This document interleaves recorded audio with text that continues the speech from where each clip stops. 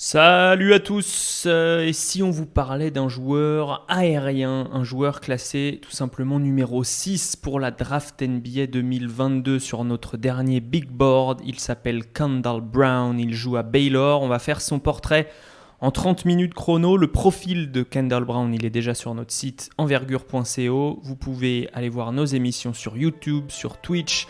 Kendall Brown, portrait de drafté. Let's go, c'est parti.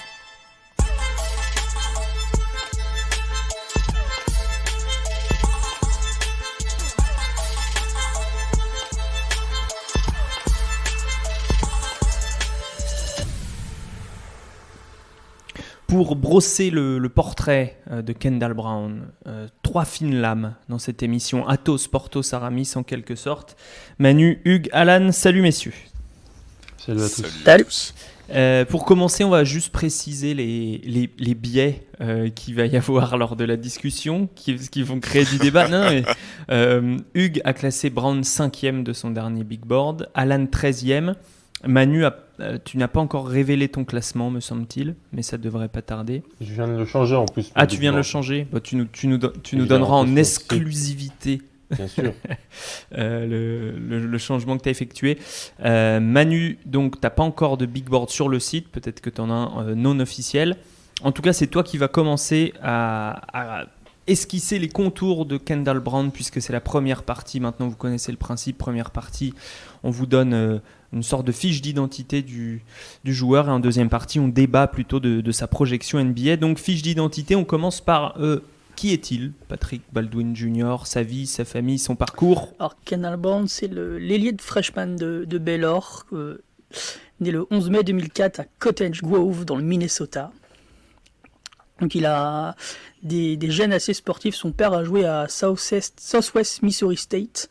Et il a joué pro en Europe et en Amérique du Sud. Et il a également fait partie des Harlem Globetrotters. Donc assez marrant. Il a un frangin Courtney Brown Jr. qui joue lui aussi en NCAA. Donc il a fait 2 ans à Milwaukee, la même université que Patrick Baldwin actuellement. Et là il a transféré à l'intersaison. Il joue maintenant à Saint Thomas, Minnesota. Donc Kendall Brown, c'est un prospect 5 étoiles unanime à la sortie du lycée où il était avec Kennedy Chandler à Southwest Christian. Il a joué qu'un an là-bas, autrement il a fait Eastridge pendant sur ses 2 premières années. Donc à la sortie de ces 2 ans, il est All-American. Il était sélectionné au Nike Hoop Summit également en 2021. 2 événements qui n'ont pas pu se faire à cause de la situation actuelle du Covid. Il a été suivi par toutes les grosses facs du pays, Arizona, Arkansas, Illinois, Kansas, Marquette, etc. Donc il choisit Baylor. Il a également fait plusieurs tournois, plusieurs mini-camps avec Team USA pour les équipes, mais il n'a jamais été sélectionné. Il a fait les mini-camps U16 et U19 sans jamais faire partie des équipes finales. Voilà. Très bien, donc c'est un joueur qu'on connaît déjà, qui est déjà référencé, et du coup il est arrivé dans cette équipe de Baylor, championne en titre, donc NCAA, où il se trouve d'autres prospects, on en parlera plus tard. Maintenant on continue sur Kendall Brown, et j'aimerais que Hugues nous parle de son physique. À quoi ressemble-t-il Kendall Brown ? Eh ben écoute, c'est un beau bestiau. Une belle afro avec un joli bandeau.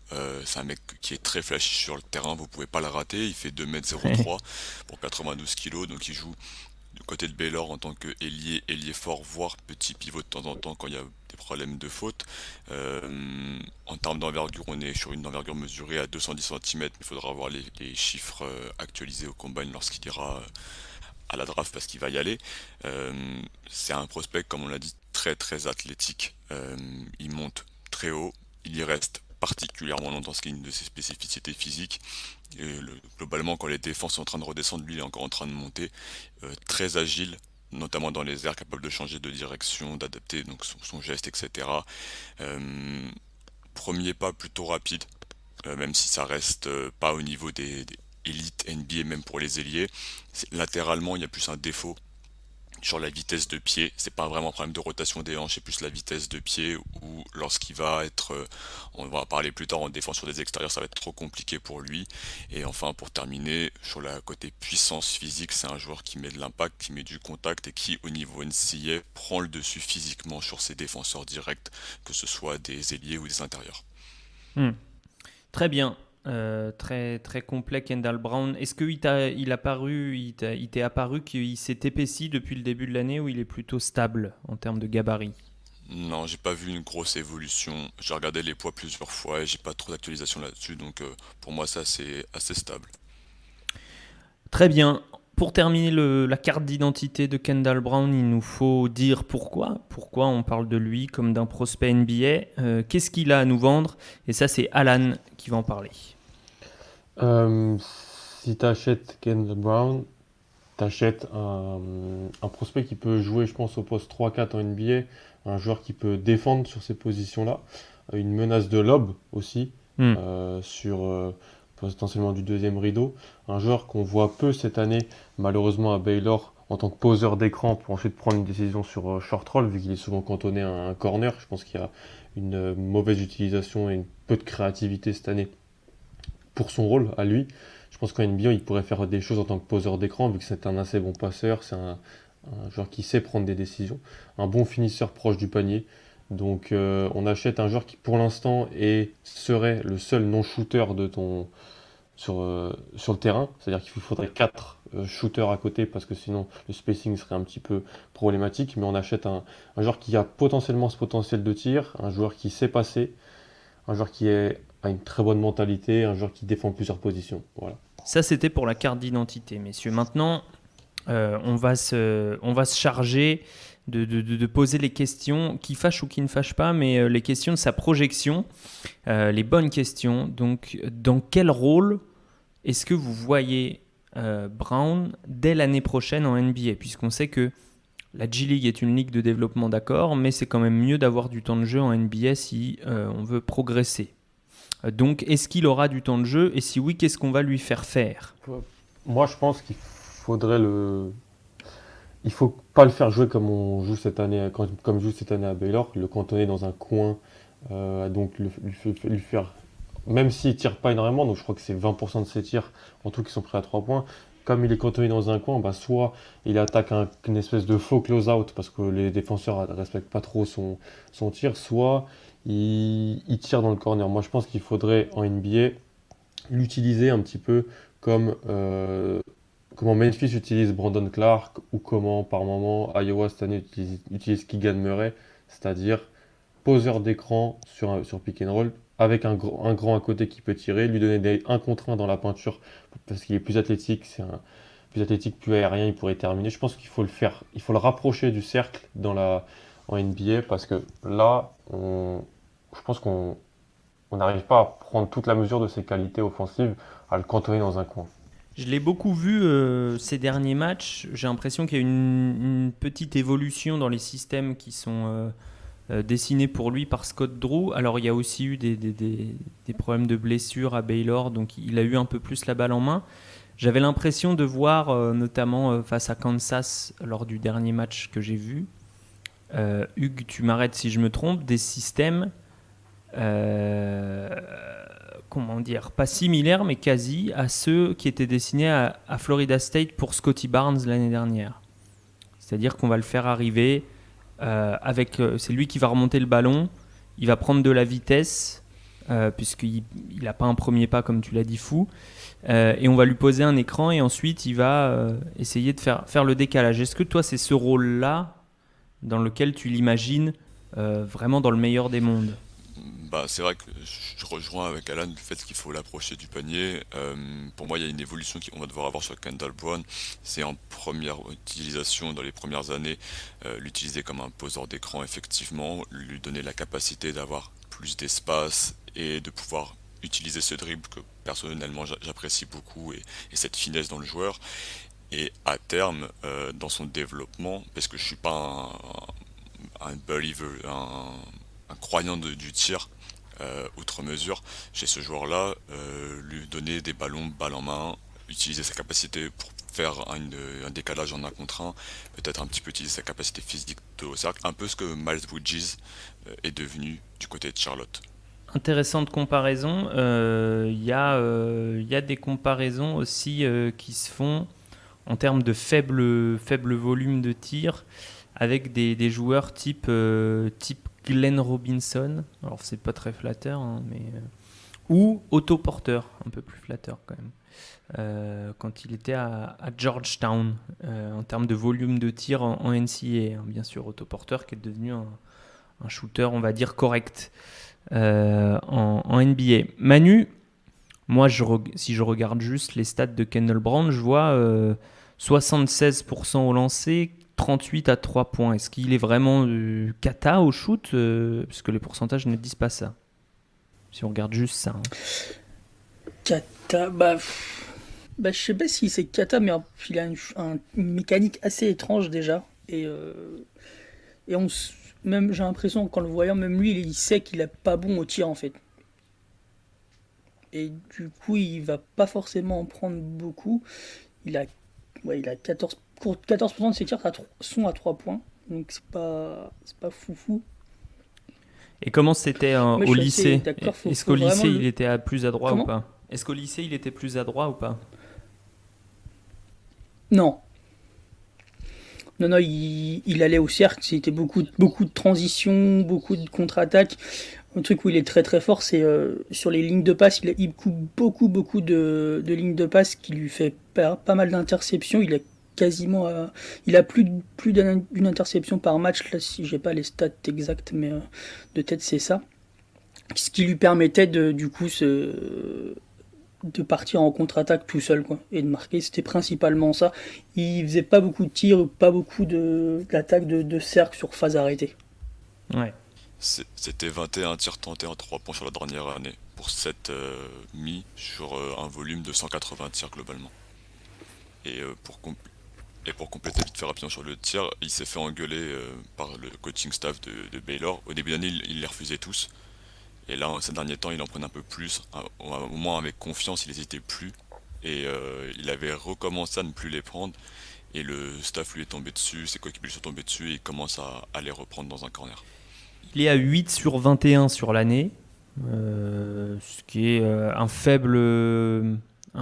faible fréquence. C'est ça, Alan. Alan, toi non plus, tu crois pas au tir? Pas du tout, parce que si on croit pas du tout au tir, à quel niveau on le prend à la draft? C'est ça le Je crois truc. pas au tir pour le moment. Comme on l'a dit, c'est pas une histoire de pourcentage, c'est une histoire de volume. C'est-à-dire il prend moins d'un tir à 3 points par match, donc c'est un non-shooter pour le moment. C'est-à-dire que c'est pas quelqu'un qui, quand il est sur le terrain, il fait partie des joueurs qu'on ne laisse pas tirer, qu'on close out fort, sur qui on fait attention sur les switches et tout ça. C'est marrant parce que j'étais relire l'article qu'on avait écrit avec Manu sur donc le Geico 2021, le tournoi lycéen. Et en fait, je lis les 6 lignes qu'on avait écrites sur Kendall Brown et j'ai l'impression le même joueur qu'on qu'on décrit maintenant. Je pense pas que c'est sa faute que à lui, c'est aussi la faute à Baylor qui, comme on le dit depuis le début de l'émission, est pas extrêmement créatif avec lui. Alors, ça va mieux depuis quelques matchs, tu as raison. Les blessures jouent aussi. Mais en fait, on aurait pu attendre, je pense, de la part de Baylor. On était tous très contents qu'il aille à Baylor. Et c'est vrai je suis un petit peu déçu de ce qu'ils en font, en fait, ce qu'ils en font comme joueur. Après, sur le tir, moi, ouais, je crois pas au tir pour le moment. Pour l'instant, ça sera plus un genre de Brandon Clark, de non-shooter, en fait, de non-shooter sur le terrain. Mais en fait, je ne peux pas non plus trop le baisser dans mon big board, c'est-à-dire le sortir d'un top 20, par exemple, je l'ai 15e, assez haut dans mon tier 3 pour l'instant, parce que le profil physique, le profil athlétique de finisseur, les flashs balle en main, de passe notamment, c'est pas, je crois pas à ses qualités d'initiation, mais je crois à ses qualités de joueur qui fait le lien, de joueur qui n'est pas là, qui va pas empêcher la fluidification d'une action. Donc aux ailes en NBA aujourd'hui, ça reste quand même important. Il fait effectivement la même taille que Brandon Clark. Manu, est-ce qu'il te paraît avoir les mêmes capacités athlétiques? Enfin, pas les mêmes, mais la même capacité, oui, bah oui, à peser sur un match. Bah, Parce que non, mais je dis ça parce que je regarde les chiffres. Il provoque pas énormément de stocks, ni de steals, ni de blocks par rapport à Brandon Clark. C'est pas forcément le même type de joueur non plus, quoi. Ouais, pour moi, c'est pas du tout le même style de jeu que Brandon Clark. Je vois ce que veut dire Alan dans le côté athlétique et dans l'utilisation. Euh, faut... Pour moi, il y a ce côté finesse près du cercle qui Vas-y. fait que j'y crois vraiment fort sur un peu plus qu'un mec juste qui posera des écrans et qui roulera au panier. Je parle pas Il de a cette comparaison, je parle capacité. du fait qu'aujourd'hui, c'est un non-shooter sur le terrain, comme Brandon Clark. C'est juste ça que je dis. Et Brandon Clark, ça fonctionne. Brand, ça fonctionne pas, pour l'instant, sur l'utilisation. Ouais, d'accord, donc en fait, t'aurais pu prendre un autre profil, peut-être, bon, même si Obi Hmm. Toppin te shootait mieux à la, comment dire, en NCA, au niveau NBA, est-ce qu'au début il prend pas beaucoup de tirs, Louis Hachimura n'en prenait pas beaucoup, etc. Donc ce genre de poste 4 un peu hybride, pour pas dire le mot vulgaire, mais qui doit compenser par autre chose. Et donc, Hugues, toi, tu l'as cinquième. Ça veut dire que Mm. il va shooter à combien? En fait, s'il shoot à 30%, où on le prend? S'il shoot à 33, où on le prend? S'il shoot à 35, où on le prend? À 3 points, je parle. Je vais attendre qu'il shoot, alors uniquement catch and shoot, je pense, vers les 35-37% au bout de la troisième, quatrième année, pour pouvoir effectivement laisser du spacing sur le terrain quand il n'a pas le ballon en main. Et je vais surtout attendre à la fin de son contrat rookie qu'il puisse prendre le ballon en main et qu'il puisse créer de l'attaque individuellement. Si, genre, comme un joueur, je t'ai dit, comme un Miles Bridges, comme un Pascal Siakam, ce genre de Hmm. profil-là. Ok. Sur combien de tentatives par match à 3 points? Minimum 4 ou 5, on est d'accord. Ouais, à peu près. Ok, En tout cas, faut qu'il reprenne de la confiance. C'est la première étape pour lui. Se dire qu'il a le droit de ok. rater ses tirs. Et ensuite, Est-ce qu'il qu'il y a progresse dessus. aujourd'hui une franchise NBA qui offre ce luxe de donner du temps de jeu et d'attendre le année 3 pour récolter les fruits d'une draft top 10? Sacramento. Sacramento, tous les jours, ils ont tellement envie d'avoir un ailier depuis 45 ans qu'ils le font. Et quand tu regardes Isaac Okoro, il y a 2 ans de ça, Isaac Ouais, Okoro, mais il tu est veux pris le en tuer si tu quatrième l'envoies à position. Sacramento. Mais, Non, mais ah c'est oui, c'est une horrible, mais c'est franchise pas une équipe qui va le développer à la perfection, en fait. C'est ça? Ah, j'ai envie de croire au nouveau GM, Faut... qui a un Monty McNair qui a l'air un peu mieux, mais après, effectivement, c'est un contexte pourri, mais Cleveland, regarde Okoro, ils le prennent en quatrième position, ils prenaient pas un tir à 3 points, et d'ailleurs ils l'ont mis en corner, c'est désastreux, et pourtant l'équipe maintenant, elle est sur des rails, et plus personne ne parle de Cleveland comme une équipe de fond du trou tout Hmm. pourri où tu dois pas aller. Oui, les choses Parce qu'ils ont changent drafté vite. Evan Mobley, c'est tout. Personne drafté Evan Mobley. Sacramento aura jamais Evan Mobley. Donc en fait, le plan de Hugues, secrètement, c'est que Sacramento draft Kendall Brown et ensuite Victor Wembanyama. Voilà, c'est ça. Exactement. Avec Tyrese Haliburton, Davion Mitchell, c'est que du fun. C'est vrai, parce qu'il y a déjà un joueur de Baylor, donc il faut rajouter un joueur de Baylor là-bas. Ok. Mais Donc en ra- pourquoi vous n'êtes pas d'accord en fait? Pourquoi il y en a un qui le... Toi tu l'as mis combien du coup, Alan? Tu m'as dit que tu l'avais bougé. 15e. 15e. Bon. Ah, Hugues, t'es à 5e. C'est quoi la différence? Sur quoi vous n'êtes pas Je, d'accord? Moi, je vois pas de star potentiel. Je vois pas de. Je vois un role player. Un role player. Ouais, tu crois pas en un créateur, là où moi je crois en un créateur Non. individuel. Il a pas le Voilà, c'est tout. dribble. Il a pas le Ah, dribble. là, on n'est pas Ok. d'accord. Il a pas le dribble. Il a pas la capacité à éliminer en un contre un parce que c'est un très bon athlète vertical.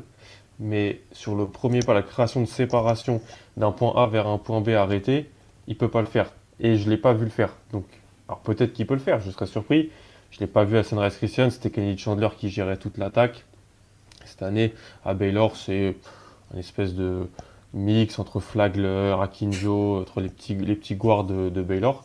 Moi, je crois plus, lui, en un role player plus, c'est-à-dire un joueur qui peut peut-être attaquer des close-out, qui va être utilisé sur prise de décision sur short roll, qui peut finir proche du panier, et donc je vois pas de star potentiel. Je peux pas drafter ça, je peux pas avoir ça dans un de mes 2 premiers tiers, c'est juste ça. Je vois pas un starter plus chez Kendall Brown, je peux me tromper bien sûr, mais Dis Aaron je Gordon, vois. vas-y. Non, Aaron Gordon, les, les meilleurs scénarios possibles, ça serait Aaron Gordon ou Sean Marion. Mais je vois pas ça arriver. Sean Marion, c'est ce que Kendall Brown rêverait d'être. Mais c'est un mec qui est 4 fois All-Star, donc je pense pas. Et c'est un mec qui fait des matchs à 40 points en playoff. Je vois pas Kendall Brown faire ça.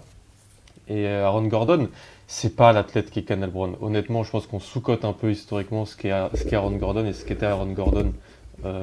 C'est un athlète plus.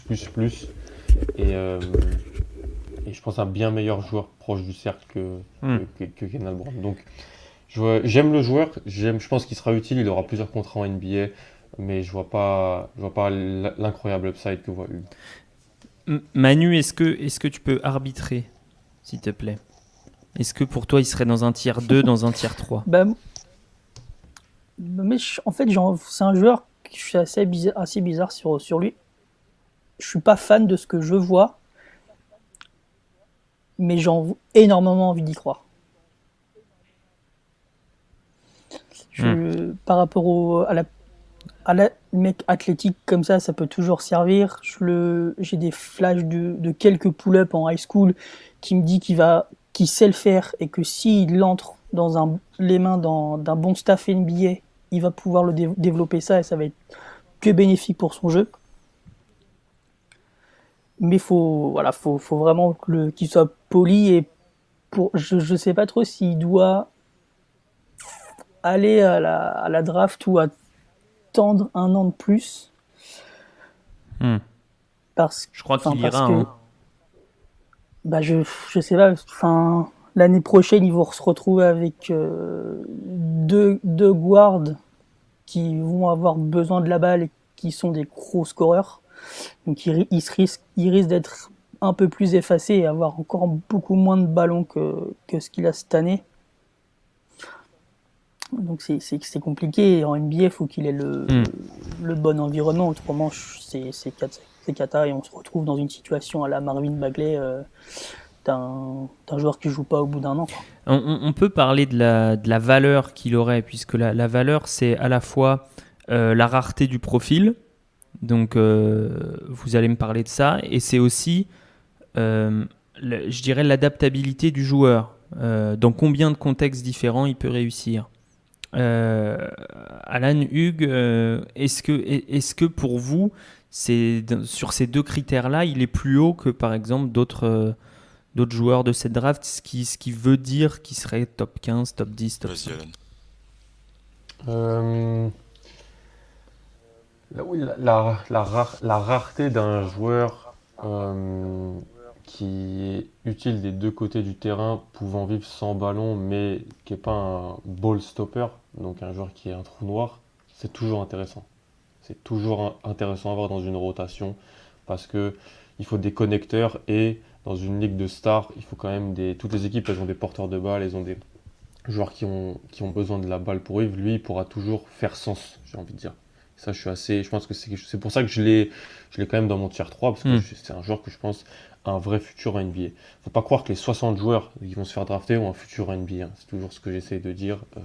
Souvent, il y en a qui font carrière. Donc, tu essayes de dire que le potentiel de bust est assez faible, finalement. C'est ça. Pour moi, il n'y a pas vraiment de potentiel de bust chez Kendall Brown, mais il n'y a pas vraiment de potentiel de All-Star, All-NBA, troisième meilleur joueur d'une équipe qui va au bout. Pour moi, ça peut être un solide starter, pas plus. Par contre, la question que j'ai pour Hugues, c'est est-ce que tu l'as en 5 parce que tu n'aimes pas grand monde dans la deuxième partie de cette loterie? Parce que pour moi, c'est plus un révélateur de ça, en réalité. Je suis le Grinch. Il y a de ça. Il y a de la rareté du profil dans sa QV de draft. Je l'avais en 5, je pense que Edgy Griffin va passer devant, parce que j'ai enfin pu regarder beaucoup d'Edgy Griffin. Et voilà, mais il n'y a quasi aucun ailier qui peut porter la balle et créer balle en main. Et du fait que ce soit un des seuls, et il y a ce côté athlétique et cette finesse, ça me le fait énormément monter. Tu mets une QV avec plus d'ailiers qui peuvent porter la balle, peut-être qu'ils tombent beaucoup plus bas. Mais là, regarde, si Shaedon Sharpe est dans la draft, tu drafts Shaedon Sharpe devant Kendall Brown. J'en sais rien, parce que Shaedon Sharpe, je l'ai pas assez vu. Shaedon Sharpe, il il a annoncé qu'il jouerait pas cette année à Kentucky. Alors, je sais pas ce que ça veut dire pour Ouais, sa mais draft. ça veut pas dire qu'il va pas se présenter. Non, Ouais. ça veut pas dire. C'est clair. Non, non. C'est clair. Moi, je pense que c'est plus un révélateur de. Bah, comme on l'a dit, c'est pas une draft qui est très fort, avec des potentiels stars sur les postes de garde. C'est des gens comme Hugues, ils sont un peu moins bas, sont un peu plus bas sur Ty Washington, Jaden Hardy, Kennedy Chandler, que un mec comme Jalen Duren fait que sa position et son poste de pivot est moins valuable qu'un Kendall Brown. Je pense que ça peut s'entendre qu'il est aussi haut. Mais je pense que c'est plus un révélateur du fait que dans cette deuxième partie de loterie, c'est moins flashy qu'on pouvait le penser. Ouais. Ouais, c'est Manu, clairement. parle-moi de la défense de Kendall Brown, la manière dont il défend, puisqu'on en parle depuis tout à l'heure comme d'un two-way player. Two-way, ça veut dire des deux côtés. On n'a pas parlé de la défense. Ben moi, défense que j'apprécie surtout chez lui, c'est qu'il est actif, c'est ce que je disais au début, sur les lignes de passe, ce qui lui permet d'intercepter des ballons ou du moins de les deflected, je sais plus comment les détourner. Sur pas mal d'actions et ça, j'aime beaucoup. Après, sur le 1 contre 1, j'ai un peu plus de mal, surtout face aux joueurs rapides, donc les extérieurs 1, 2, 3. Là, j'ai un peu plus de doutes. Et j'ai bien peur qu'il puisse uniquement défendre sur des 4 en fait finalement, et il va devoir un petit peu soulever de la fonte s'il veut voir un peu plus loin, quoi. Donc moi j'aime bien les outils qu'il a en défense. Après faut voir comment il sera développé. C'est plus le développement sur lequel j'ai peur, quoi. Il sait faire des choses, mais c'est encore pour moi trop limité. Sur le développement, il y a toujours la question psychologique. Hugues, est-ce qu'on peut en toucher un mot, même si on n'a pas trop d'insiders, on connaît personne qui est dans le staff, mais Pas encore, on essaie. on essaye, ouais. Qu'est-ce que tu peux nous dire de l'attitude si je te donne mon ressenti avant, moi je le trouve par exemple j'aime moins son attitude que celle de Jérémy Sochan, pour ceux qui veulent prononcer à la française. Je le trouve moins compétitif sur un terrain. Je trouve moins compétitif, c'est le mot. Il est moins agressif, il est moins focus surtout. Je trouve que Baylor couvre très très bien la naïveté encore de Kendall Brown. Il se fait avoir sur beaucoup de démarquages loin du ballon, il est parfois pas focus, et t'as une excellente défense à Baylor avec Jérémy Soran, mais aussi Flo Tamba, le pivot titulaire, et Jonathan Tchamwa-Tchatchoua, qui sont vraiment des excellents défenseurs et qui couvrent beaucoup de choses. Du coup voilà, encore très très jeune. Et sur le côté physique, je rejoins Manu, en problème latéral. Je pense qu'il peut défendre des ailiers quand même, mais les extérieurs ce sera très difficile. Là où il est très, très bon, c'est sur les trappes. Voilà. Est-ce que vous avez quelque chose à ajouter sur Kendall Brown, messieurs, sur ce... C'est super dommage de ne pas l'avoir vu au FIBA U19. Parce que je pense vraiment qu'à côté de Chet... À la place de Kalkbrenner. Voilà. ou de Caleb Furst, le joueur Caleb de Furst. Purdue, qui était là parce qu'en réalité, un des membres du staff était Matt Painter. Mais chut. Ça aurait été super parce que, comme on va en parler pour un autre joueur qui est Patrick Baldwin, un contexte où il a peut-être moins de responsabilités, il joue avec des vrais stars entre guillemets, parce que cette équipe-là, on l'a trouvé peut-être un petit peu sous-côté à un moment, mais Jaden Ivey, Chet Holmgren, Kenny Chandler, Jonathan Davis, il y avait quand même des vrais joueurs. Enfin, je pense que ça aurait été intéressant de le voir et peut-être qu'il aurait été utilisé différemment, peut-être, parce que à Baylor ou à Sunrise Christian l'an dernier, on l'a pas trop vu. Voilà, juste ça. Hugues, Manu, quelque chose à ajouter? Il a une très belle coiffure. Regardez, c'est clair. Avec Soran, c'est la belle paire. Ouais, regardez les flashs du dribble, et puis après vous venez choisir votre camp entre Alan et moi, et on est là sur Twitter. C'est ça. On recrute. On va faire un battle. C'est vrai que belle chevelure. Mais moi, j'ai vraiment beaucoup d'amour pour Jérémy Soran. On va faire un podcast sur lui, mais le décoloré en 2022, j'adore. Vraiment. Puis je peux En plus, il change toutes les semaines. Mais oui, mais je peux vous dire, en fait, c'est un Brésilien. Grave. Ici, ils font tous ça, je te le dis. C'est un Brésilien, ce Jérémy Soran. Il est extraordinaire. De Pologne. Ouais, un Brésilien de Pologne. Nous avons une question désormais pour finir dans la légèreté, donc sur notre ami Kendall Brown. Manu nous l'a dit, son père a joué un peu international, il a notamment joué en Suisse. Et donc, je vais vous demander de voter parmi ces fromages typiquement suisses et d'appellation d'origine protégée. J'ai fait des recherches et j'ai exclu le vacherin Mont d'Or puisqu'il est également, Peut-être spécialiste. il est également produit en France, le vacherin Mont d'Or. Donc ça compte pas. Donc vous aviez le choix entre gruyère, emmental, tête de moine et raclette. Je sais que Hugues cuisine. Donc Hugues, tu as la primeur du vote. Oh là là, la pression, faudrait que ma femme elle puisse confirmer. La raclette, sans discussion possible, en plus un truc de fainéant, donc parfait. Raclette, Manu, c'est validé?